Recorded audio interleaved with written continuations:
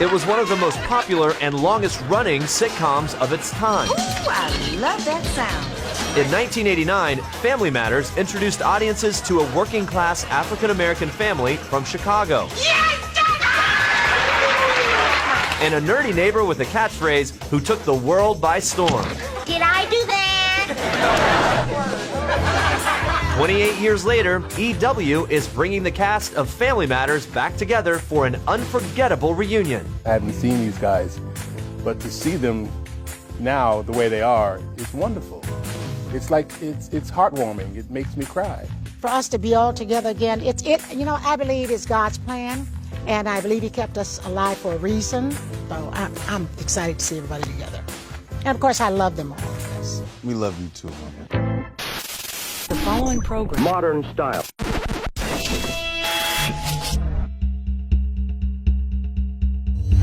Don't lie to me, you've been eating donuts. Oh, Carl, did you have some of those ones we always have to get? Oh, you did. Look, there's a little jelly on your finger. There's some crumbs underneath. Excuse me, baby. This is a family matter, and you're in the line of fire. The story of Family Matters began back in the late 80s with another ABC sitcom, Perfect Strangers. Balky, the apartment is a mess. I think we should get a maid. Of course, and I hardly think getting a young woman to milk a goat is going to solve our problem. Perfect Strangers was a sitcom set in Chicago. It starred Marklin Baker as this good Midwest boy who ends up taking in his cousin, played by Bronson Pinchot, who's from the Mediterranean. These odd couple cousins are forced to live together, and hijinks ensue. Now we are so happy we do the dance of joy. Hey! Hey, hey, hey, hey, hey, hey, hey! Perfect Strangers was produced by TV heavyweights Bob Boyett and Tom Miller.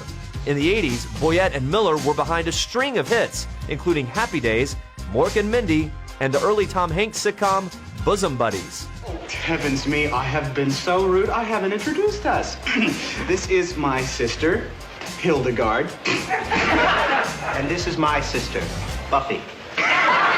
Family Matters came about because ABC wanted a show about a black family. And Bob Boyett and Tom Miller turned to Michael Warren and myself and said, hey, let's do a black family. William Bickley and Michael Warren were seasoned writers with a long list of credits, including Welcome Back, Kotter, Laverne and Shirley, and Happy Days. They had written together for over a decade and worked on Perfect Strangers from the very beginning. ABC was interested in a black family, so Michael and I went off and created a family. And that was how it came to be born. We just started thinking of characters, and then they emerged on paper. One of the characters already existed on Perfect Strangers. Bartokomous, this is Harriet Winslow. Nice to meet you. How do you do? Harriet runs the elevator here. Whoa! Well, your job must have its ups and downs. Harriet Winslow, the straight-shooting elevator operator, played by 39-year-old Jo Marie Payton. Is this elevator going up? No, this week is going sideways. The first year that I did Perfect Strangers, when I got it, I was contracted for half of the season. But then the character became very, very popular, and out of the 20, I think it was 26 first episodes, I did like 22 or 23 of them. And then at the end of the first season, Tom and Bob called me to a meeting and said, we're going to spin your character off. We cast Jo Marie because we decided to do a sort of spin-off on Perfect Strangers, and she was already regular on Perfect Strangers. So that's how Jo Marie came to be part of the mix, and it just went from there. But I cried like a baby. I want to get you a husband and some kids and a sister and a mother-in-law and all that kind of thing. I said, well, okay. The role of Harriet's husband, Carl Winslow, went to Reginald VelJohnson. The 37-year-old actor was coming off his breakout performance as Sergeant Al Powell in the 1988 classic Die Hard. Welcome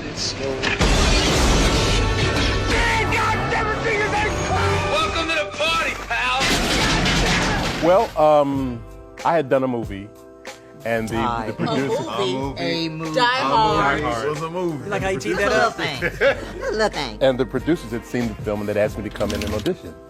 So, and that was the first time I met Joe. and it was there all along. It was just, I just felt it.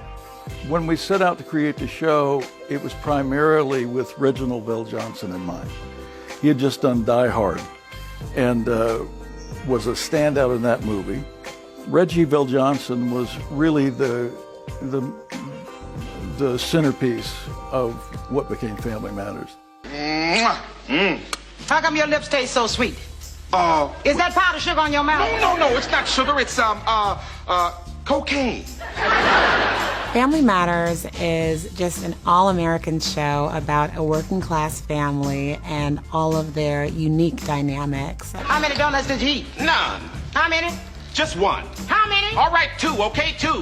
How many? All right, 9. Harriet Winslow is your quintessential sitcom mom. She's a hard-working mother taking care of her kids and the house, and also keeping her husband Carl in line from time to time. Carl Winslow, he is the king of the castle. I mean, he is a police officer after all. And this is a guy who wants to make sure everyone knows who is in charge. He's a protective guy. Carl Winslow was first introduced as Harriet's husband in an episode of Perfect Strangers. Hey, baby. Hi, sweetums. Hi, Balky. Hey, cub. Meeting Joe for the first time, I knew that we would be together for a very long time. It was just something very special about her that made me realize that this is going to be it. I won't be home for dinner. They got me working undercover. Oh, I worry when you work undercover. Oh, well, now, don't worry. I'll be all right. And I'll be home before you know it. Come here. Mwah. See you later. Bye, Balky. The episode we did on Perfect Strangers was not the pilot for the show. We did an episode, I guess, more as a demo to the network to say, look, here's Reggie, look, here's Harriet Winslow. So Reggie, Joe Marie, Perfect Strangers, what do you think? And then based on that, we sold an actual pilot. How? You got food in that car, don't you? It's just a little something for the guys down at the station. A small case of ding-dongs. Hi, Mr. Winslow. I'm Steve Urkel. Turned out that hideous character turned out to be the most wonderful character that we ever invented.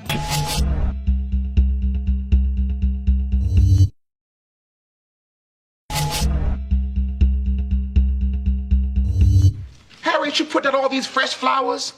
Now, Mama's gonna expect fresh flowers in here every day. I am not paying for fresh flowers in this house every day.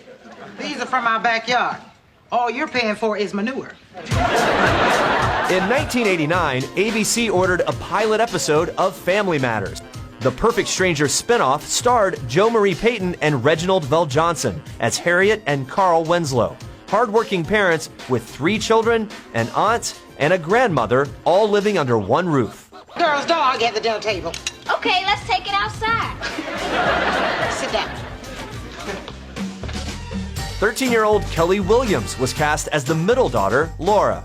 Laura is perfect. She's smart, she's beautiful, she is a straight-A student and a cheerleader. It's like, what more could you want from a daughter? What's wrong, honey? Science class. I'm in big trouble. I make it a B. I got a B once. I framed it. I think this was the best audition I had ever done in my entire life. Like, it was just so right. Everything was so natural, no hiccups at all. So, I mean, I didn't know I was going to get the part, but I did really well on that audition. I'm sorry I'm late. Woo, looking good. The role of Laura's older brother, Eddie, went to Darius McRary. The 13-year-old actor was coming off a small role in the 1988 drama Mississippi Burning. It ain't colored folks you should be talking to. Who should we be talking to? Start with the sheriff's office. Why aren't you afraid? How come you ain't? The Winslow son, Eddie, could not be further from Laura. He is not a straight-A student, but he is into girls and cars and pulling hijinks that, you know, any boy his age might try to pull off. Now, if you want those hot tops, you're gonna have to use your own money. Use my own money for shoes? I just remember being like really nervous, but it was a great audition, and I think it wasn't even a callback, really. But I didn't think that I got it. So that's why they hadn't called back. But they wanted you because they told me you had just done Mississippi Burning. Yes, yes. They said, we got this kid, he's big shots. He said, he's incredible. They'd already told me, they already knew they were going to use you. Yeah, so I didn't think that I got it. So when I had left out, my mom said, how did it go? I said, it was a great audition, but I don't think that they liked me.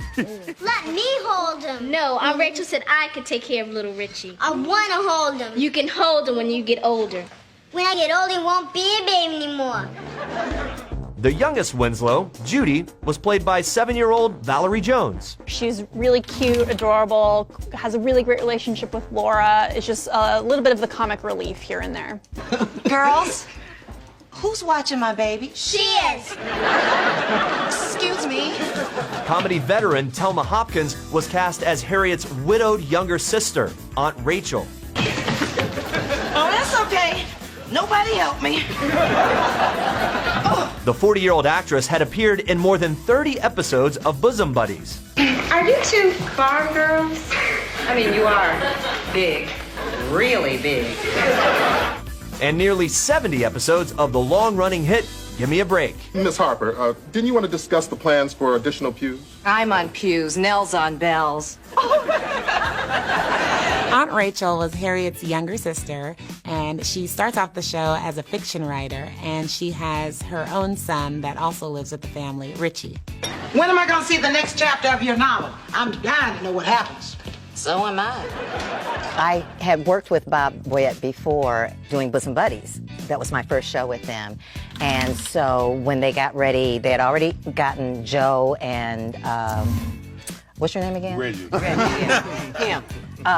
They had already gotten them, and they called me in for a meeting and told me about the show. They said they hadn't even pitched it, I guess, at that point, but they had me in mind for this role. And like I said, I was like, anything you do, I'm there, you know. Are we ever gonna eat? My digestion's about to shut down. Rounding out the cast was Rosetta Lenore as Estelle, Carl's street-smart mother. I'll go apologize to Harriet. And to show I'm sincere, I'll try to choke down a piece of that meatloaf. The 78-year-old actress had starred in the historic all-black version of Macbeth, directed by Orson Welles, but was probably most recognizable from her 16 episodes of Gimme a Break. You've got a lot of growing up to do, and when you do, you'll realize that your mama is a woman just like you.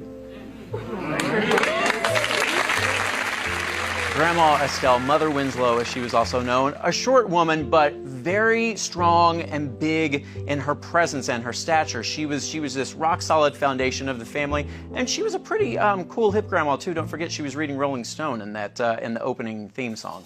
She had a tough time on Gimme a Break, and so she wasn't sure that she wanted to do any more television because she was getting up in age. And so Bob Boyett called me. He said, well, I called her, and she said no. He said, will you call her? I said, sure. And I called her and I said, Rosette, I know that you thought you wanted to retire. I said, but if ever you were to take a job for people that are going to take care of you, this is the job. And she called me back, she took it. I'll handle your father at dinner.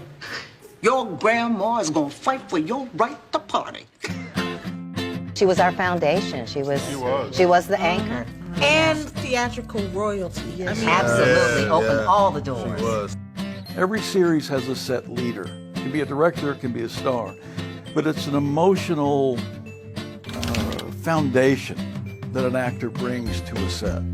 And Rosetta had that. I love you. Oh, I love you so much. I love you too, Grandma. Who she was made everybody want to be better. It made everybody want to be more professional. So Rosetta was really the emotional foundation of the show. The pilot scored high with test audiences, and ABC ordered a 22-episode first season, with one minor change. The role of Judy was recast and went to 9-year-old Jamie Foxworth. Oh. Stuff. See, what are these? That's the other half of what we're supposed to be stuffing. Jamie Foxworth was brought in the second episode to play Judy for the rest of that character's run, and she just fit the mold of this character really well. And the comedy's family-sized. I told your mama she can move in with us. The premiere of Family Matters. Family Matters premiered in September 1989 as the lead-in to Perfect Strangers. He's got the whole world in his hands. In the beginning, ratings were good, but not great. It was a charming show. It wasn't as funny as I think I would like it to be, but it had a central charm to it, which is often the most important thing.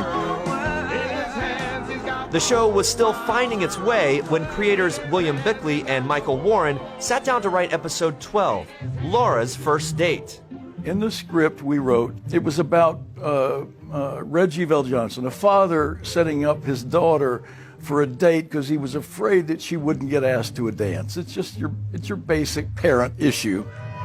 Laura is gonna get a date, I guarantee it. So we just sat down in a room, Michael and I, and tried to think of, okay, what's the worst possible date that a father could end up getting for their daughter? And we just designed a character that's rumored to have eaten a mouse, that liked cheese and asked for it when he came into a room. We were just trying to think of the character that the daughter would least like for her father to have set her up for a party. Hi, Mr. Winslow. I'm Steve Urkel. Turned out that hideous character turned out to be the most wonderful character that we ever invented. Is Laura ready for the dance? So I was actually on my way out of the business. My mom has it to this day. I signed a little index card that said, I promise this is my last year and I'm not going to waffle back and forth.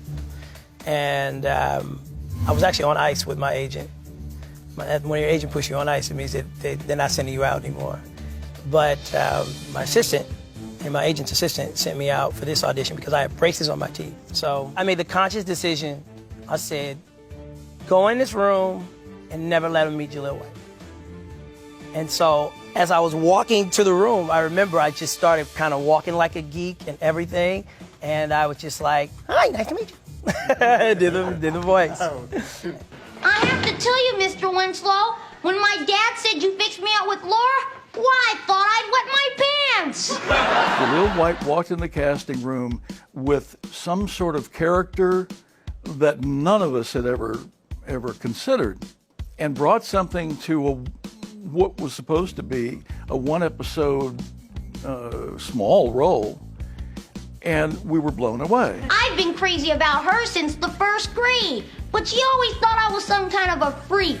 Go figure. I always tell people, I'm like, look, I was just a 12-year-old black kid doing an Ed Grimley impersonation. Oh, and to get to meet Pat Sajak, like I suppose you could do better than that. No way. Because it seems to me that he would be a pretty decent guy, I must say. But what's so funny about that series is because I'm African American at this time, people are not thinking that my influences were white. So what I was doing was coming off completely original. And I think I booked the job within 24 hours. I hope you don't mind if I stay a while. My parents told me not to come home till 10.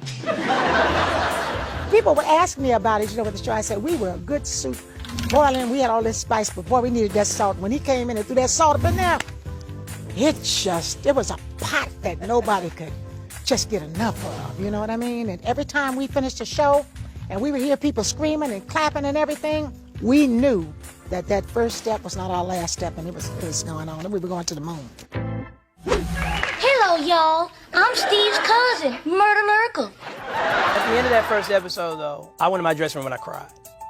And then the producers came to check on me, and my dad told them that I would never do that character again.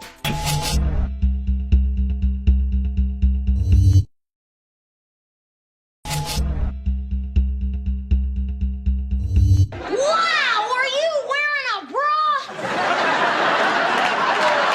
Who are you, and why are those flowers dripping on my floor?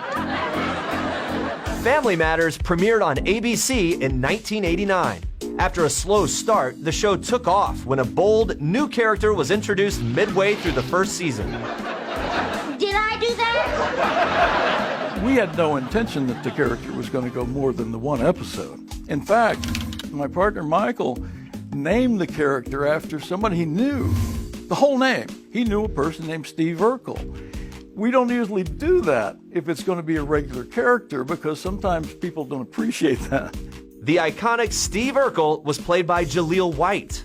This was the 13-year-old actor's second sitcom, having already co-starred as comedian Flip Wilson's son in the short-lived Charlie and Company. Did you hear something?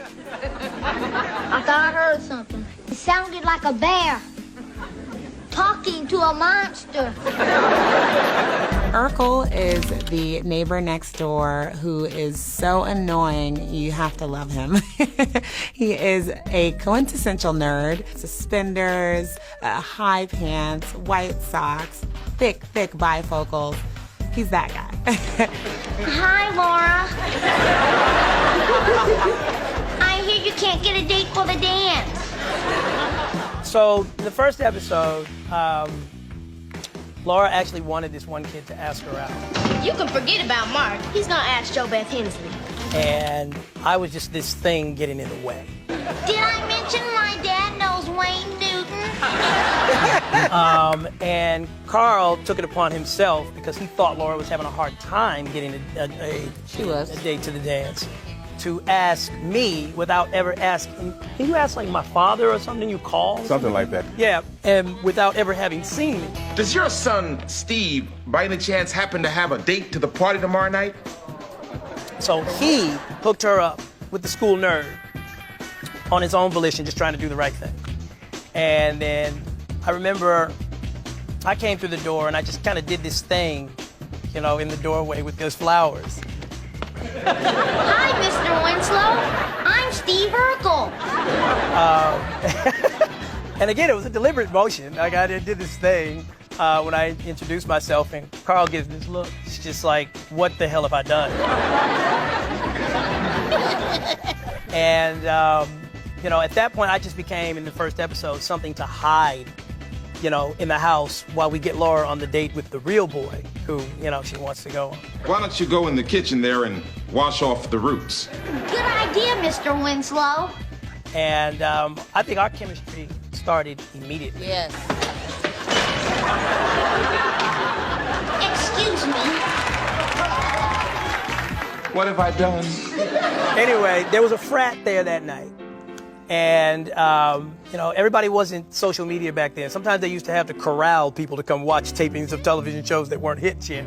So I don't know what was in it for this particular frat, but it was like all white guys from some college in here in the Southland, and they started chanting the character's name in between the scenes that I wasn't in. What's your name, sugar? Steve. After that weekend passed, got a call from the producers, and they said they were bringing me back. And over the weekend, they made a deal with my agent for the rest of the season. And after that, it's just... It's history. It's history. Now, if you want to do the Steve Urkel dance, all you have to do is hitch up your pants, bend your knees, and stick out your pelvis. I'm telling you, baby, it's better than Elvis. Urkel took off like a rocket in pop culture. He was actually probably like the first nerd chic.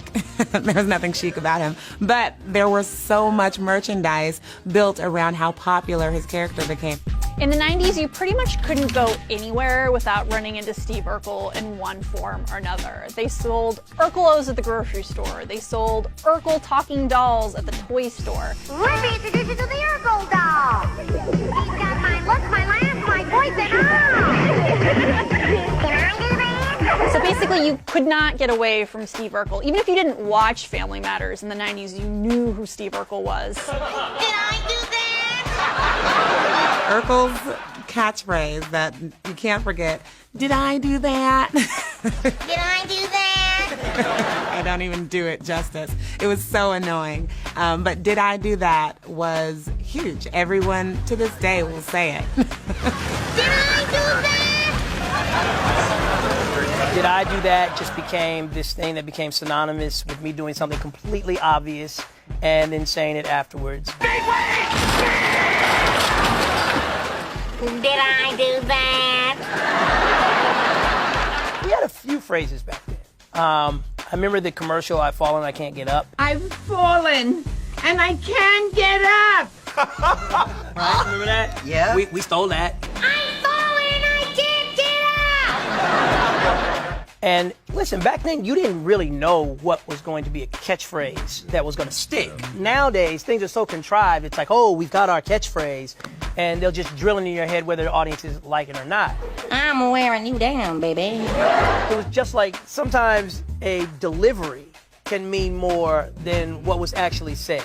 So for a lot of the things, like Did I Do That, it was just the delivery. Did I do that? Man, I add some chloro-dioxycycline to my Bosox. It makes my DNA reconfigure in parallel genetic structures. In a super bizarro twist, Steve created this transformation type machine that allowed him to become other people. So throughout the seasons, we saw him become Bruce Lee, Elvis. Sorry, I got mad. I guess I was all shook up. And a bunch of other famous people, oddly. It was always sort of a bit of a side gag. But once again, I think it stretched Jaleel White to become all of these different characters. As far as the characters were concerned, it got to a point where it just got preposterous. It just got to the point where it was just like, yeah, you're gonna play Albert Einstein, you're gonna play Bruce Lee. It was just one after the next. And Myrtle was an interesting journey for me. Because as an actor, though, I always believe that if I believe it, they'll believe it. So I had to be a girl. Hello, y'all. I'm Steve's cousin, Myrtle Urkel. And I was, you know, sometimes I even take offense a little bit, but I chill, I get it.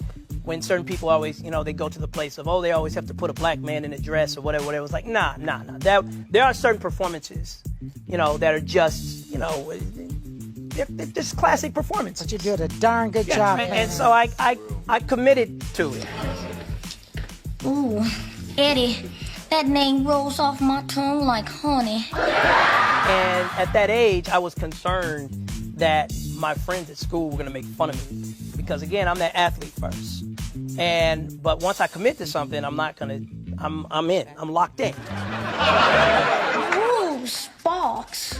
But he did it so well. And he had me going like this, because one character he was in love with my daughter, the next one he was in love with my son. You know, I was going back and forth. But when he sat down at the table, he was so convincing, because one episode I was painting his nails and he was saying, but Harriet. But have you ever thought that, well, maybe Eddie, or maybe you're not Eddie's type?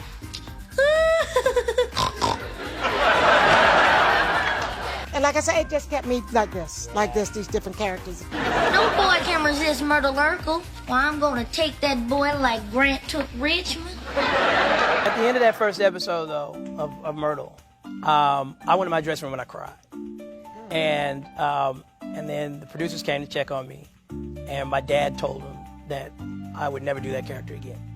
Because I just wanted to get through the episode, because I was too worried, and I knew I had done it so well. I was like, damn, they definitely gonna make fun of me at school for this. I mean, I'm full. I'm like, I had gone there. What are you doing? I'm your dream come true. You're a nightmare. Now go home. And ironically, when I did go to school after the first time I did it, no one made fun of me. Everybody just thought it was absolutely hysterical. So sometimes it's kind of interesting how we heap these societal concerns on other people that are not even experiencing that at all. Everybody at school just thought it was a great performance. What's going on in here? Unfortunately, not much. So I had too much pride at that point, at that age, to go back then and say, hey, I want to play it again. To continue chasing after you would be humiliating and unworthy of an Urkel. I, sir, am a lady. And so it took about 2 to 3 years in between, and I was just kind of bored, just random on a lunch hour, and I went into the writer's room, and I said, if you guys want to do Myrtle again, like, I'll do it. And I remember they just cheered. Hi, y'all. It was a good shot in the arm. At that age, I was starting to get a good idea for what were going to be good sweep episodes. And I just felt like we needed the shot. And that's how Myrtle came back. But make sure to save room for dessert. Well, what's for dessert? Me. we loved you so much, you know. And I remember coming through the set one day, and he was crying. I know he missed his mother, but we were all there for him. So you have always been special to me, and you've turned out so beautiful. Thank you, Joe.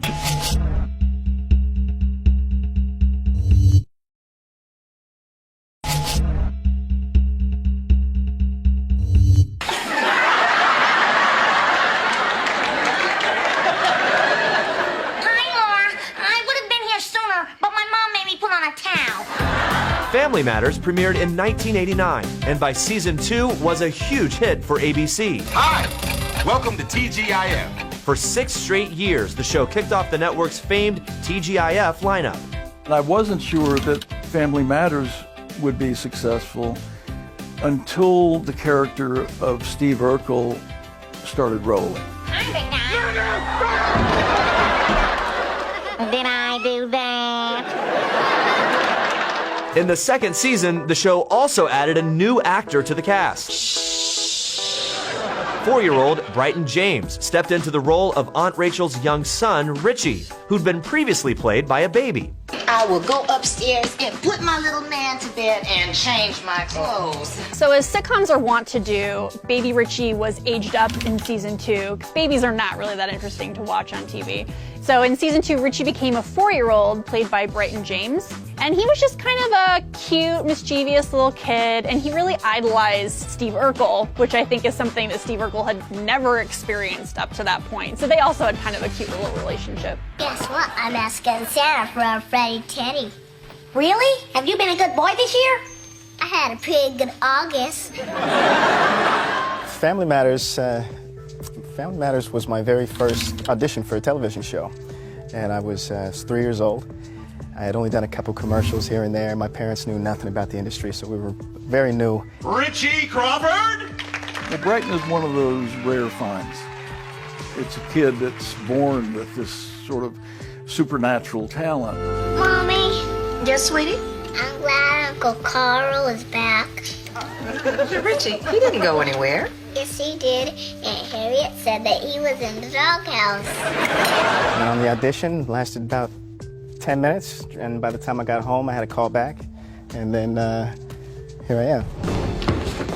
You know, I love this room.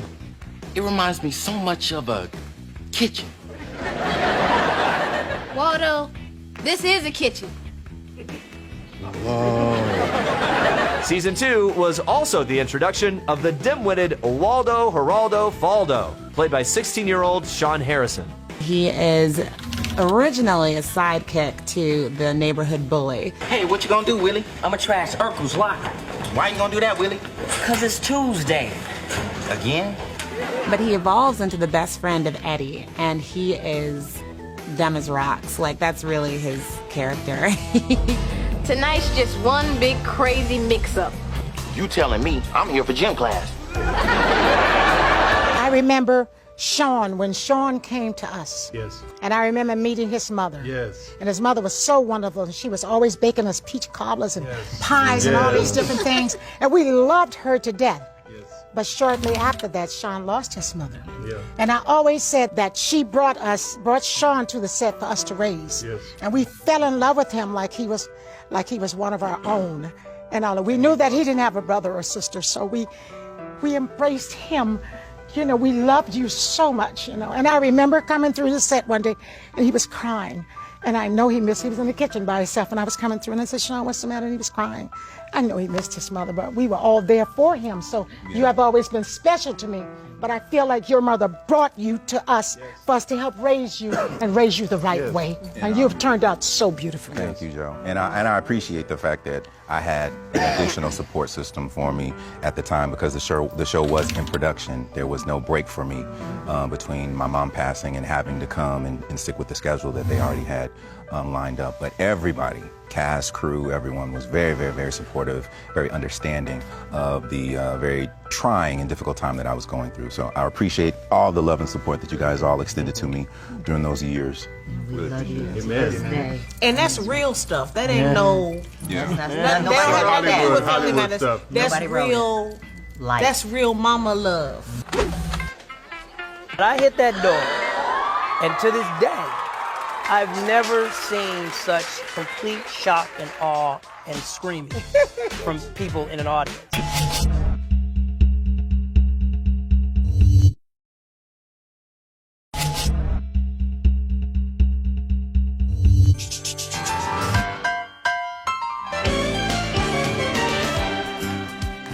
We did 215 episodes, and there's certain episodes that really just stand out for me. I enjoyed the quilt.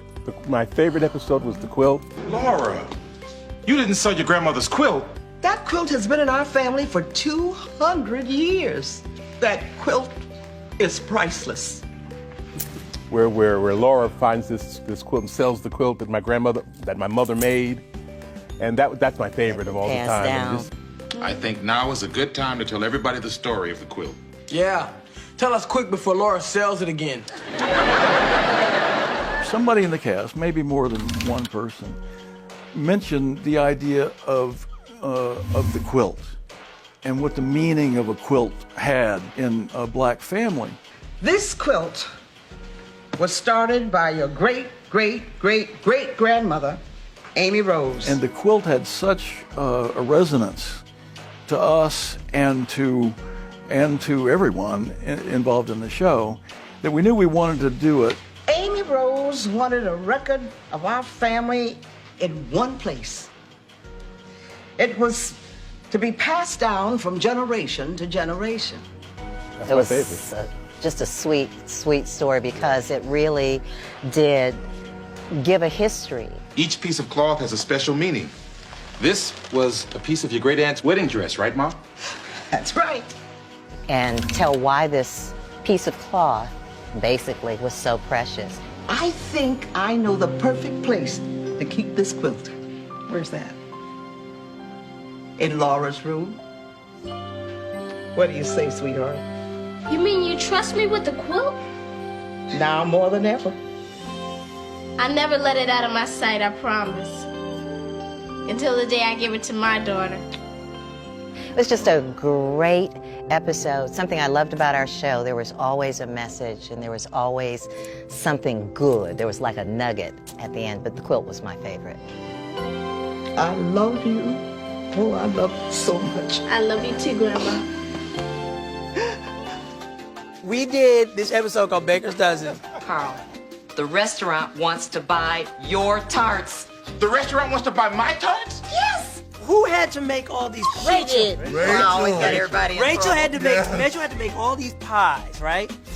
Tarts. They were literally tarts. They were tarts. Thank you for correcting me. Tarts, all right? 12,000 tarts by Monday? And I just remember, and I was new to the show at that point, and I was just like, man, they get to throw pies at each other. We work hard for the Put that in money, so there. you better treat us right. Wow! I'm like, I want to be in this scene. Like, how can I get in this scene? So I remember going up to David Duclain after a run through. And I said, David, please, just whatever you do, can I just be in this scene? I don't care what I have to do. Say your prayers, Winslow.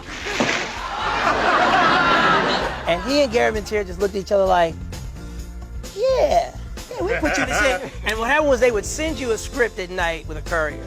So the script came, and I'm like excited, going through the script to see if they put me in the pie fight, because I want to get my swing on. I want to throw pies at Darius and Kelly. I got a good arm, baby. We about to do this. And these suckers made me come in at the end of the scene and get pie. And just say, Heidi Ho Winslows, or whatever came out of my mouth. I saw your lights were on. Got anything to eat? They all stopped and turned and just threw all their pies at me. And listen, I don't know if they were taking something out on me or what.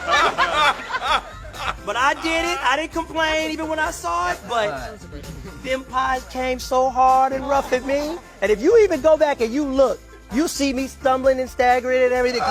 They didn't hold nothing back. I didn't get to throw nothing at you. I just took pies. Listen, stop it. I made him stop it. I was ready to beat everybody up there. Hey! Look at you people. Look at my kitchen. Have you all lost your minds? He started it. I did not. My favorite episode, there's a lot of fun ones. My favorite one was a Halloween episode. Where's Richie?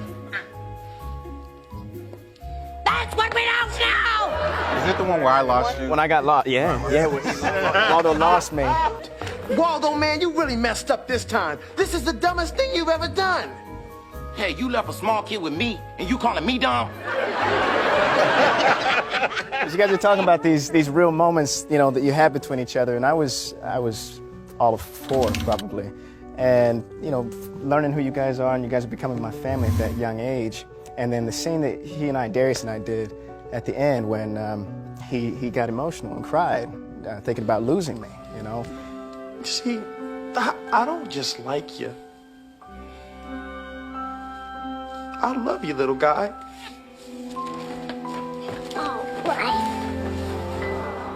And I knew I knew what we were doing. It was all pretend, but it was the first time I got to see from this new person in my life this real emotion. And I knew it was real. And I knew how much he cared about me because they all did, but he was one of the ones that really... Oh, man, you're gonna make me cry, man. Cut that out, man. That was my little guy. That was my little dude. At first, it was like a first acting moment too, because I remember my parents helping me prepare for it. Was, you know, this is the situation. You gotta act like you're scared and this and disappointed in him. So did you get much candy with Waldo? Are you kidding? He threw eggs at houses and then rang the doorbell. We spent the whole night running. And so it's, you know, these guys are used to pretending and doing real kind of heavy stuff like that. So that was my first go around, and to feel that with him it stood out.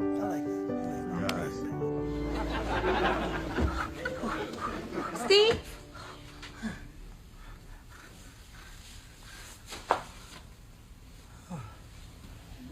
Steve? Steve who? My favorite episode would have to be Stefan Urkel's first episode. And the only reason why is because it came such a shock to me that people were so interested in seeing me as me. No. There is no Steve here. I'm Stefan, sweet thing. I thought it was boring. And I remember telling our producer, David Duclain, this is boring. And he was like, people need to see you this way. That to me I feel like puberty started for me that night.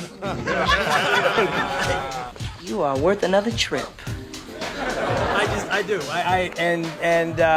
Because basically what that character was, you know, I was over-complimenting every Winslow family member. BG. BG? Well, big guy, of course. I used to love to compliment this guy, you know, because he'd do this little giggle and shimmy. Hey, are you losing weight? Turn sideways. Uh-oh, where'd you go? He don't even remember his like movie. he was there. Were you even there? Were you present? Are you Reggie? Was I there? Yeah, right. But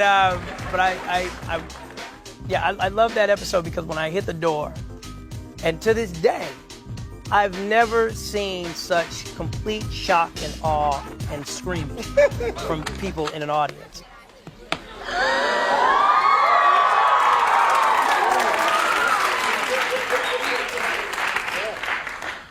Please, party on, party on.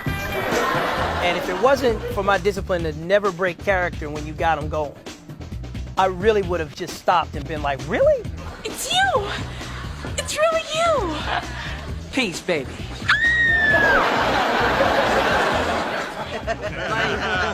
I would have just stopped the scene and just been like, but you don't ever break magic when it's happening. And instead, the skill you developed is to milk something. We have some serious honeys in here. Oh, this party is the bomb. So it was just kind of like, oh, I really got y'all on the hook like this? Yo, Stefan. Yo, Eduardo, my man. Oh, I'm sorry. I don't know that handshake. How could you? I just made it up. That episode to me just meant a lot to me because I felt like there's some kind of bridge there for me becoming a young man. Absolutely.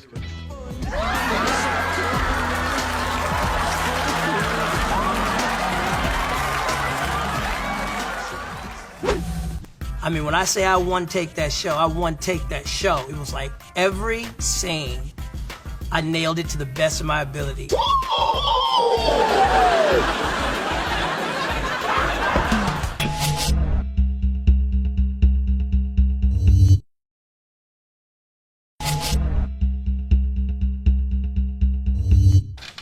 I did all my Christmas shopping in one day. And you fit every gift in that little bag. Oh no, these are the receipts. Family Matters premiered in 1989 and ran for an incredible 215 episodes. Oh my God! But midway through the 9th season, the hit series lost its very first cast member when Jo Marie Payton decided to leave the show. How did a guy like me ever end up with a genius like you? I don't know. I guess I wasn't paying attention. Including her time on Perfect Strangers, Payton had played Harriet Winslow for more than a decade. When it was time to go, I had already put in 10 and a half years I had done this character. And the way I explain is that when you're a baker, you don't always want to bake cakes or cookies. You want to bake pies. You want to bake bread. I wanted to do something else. So when it was time for me to go, I did like my mother said, when it's time to go home, just take your toys and go home. Instead of writing the character off, creators Bickley and Warren decided to recast the role, which went to 50-year-old Judy Ann Elder. Hi, Harriet. How are you, Harriet? What are we talking about, dear? Oh, I was telling Steve about how I was going steady with Georgia when I met you. Oh, her. Wow, it was hard for me to, after 9 years of doing something with one person, it's like getting a divorce and marrying somebody else, and it was weird. I mean, honestly, I can just say, like Reggie said, no disrespect to Judith, who came in to play her, but I felt like my mom was gone. You'll always be beautiful to me. It was hard, and I'm glad that she's here today. In the end, Payton only missed out on 15 episodes because after 9 wildly successful seasons, Family Matters finally said goodbye in 1998 with a 2-part series finale. It's a long-standing Urkel tradition to wait 3 months before consummating the marriage. But Steve! Okay, you talked me out of it. I mean, really, honestly, the last episode was really emotional, I think, for all of us. I remember the last episode very vividly. Very vividly, actually. What I remember most about the show is I won Take the Show. I mean, when I say I won Take That Show, I won Take That Show. It was like every scene, I nailed it to the best of my ability. The International Space Program has chosen you to be the first student in space.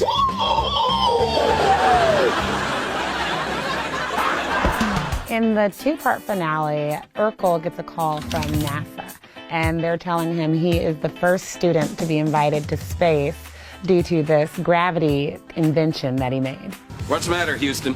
Well, the AGF 5000 has drawn a satellite off course. Where's it headed?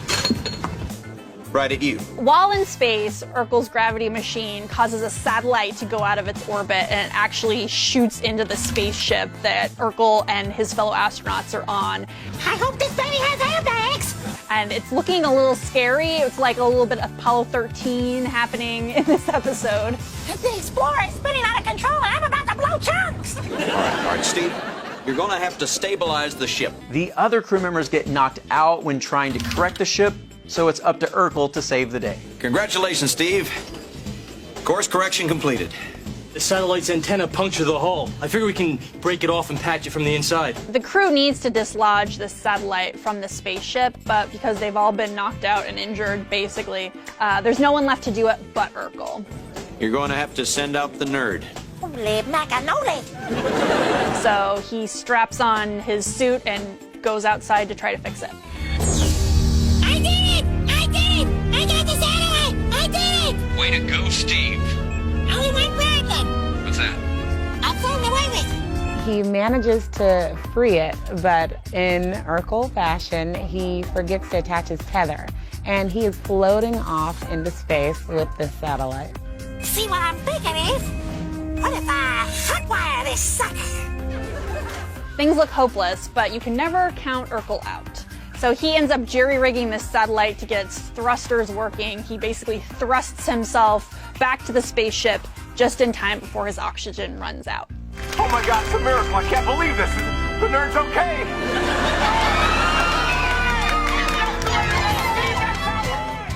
He is welcomed home as a hero, and everyone is so happy to see him, including his future father-in-law, who hates Urkel. He always had. I have told everybody at work about my future son-in-law.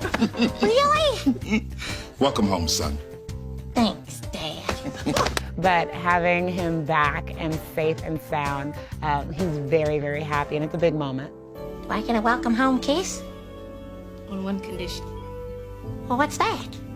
That you'll never go into outer space again. Only when we kiss, Larlie. Only when we kiss. And then I just remember at the end of the show, it was like Kelly and Darius are there, and we're about to go out for outros to say bye to the audience, and it was like that's when I broke. That's when the tears started. I think I experienced it a little different. Like, I already knew that I would miss seeing you guys. I knew that that my life would be different. I spent probably 42 weeks a year at Telma's house during the weekends. She was like my other mother. Jo Marie, you know what I'm saying? These people are family. And to not have that same amount of time and energy with them was difficult for a long time. Nearly 20 years after their emotional final episode, Family Matters remains the third longest running African-American sitcom ever made. And for fans hoping for a reboot, the cast is ready, willing, and most definitely able. Jaleel and I were talking just a little while ago, and he said, we can do this. And I said, if they dropped a script at our feet when we walked out of here, we would come back in tomorrow, and the next day we'd have a show shot. Absolutely. Because we all have that rhythm. We have the rhythm. We have it, and we haven't lost it. Like I said, as soon as we're together, it's back to normal. Back to normal. When I look back on it, I can almost look back on it as a third party now. Like when I see myself on BET and Centric and all these different outlets and now Hulu, I look at the screen and I'm like, wow, man, who is that guy? Like I know that guy, but that guy lives inside of me almost like in the sunken place, like he really does. I think there's just something really magical about this cast and the real feelings that are here. It wasn't just for the screen. It was that kind of show. Family really did matter. I will never have another experience like this ever again, and I know it. Yeah. These kids were little kids when I came on the show, and we watched them grow up to be excellent adults, and I'm going to miss them as I miss them today. And Family Matters will always be very special to me in my heart.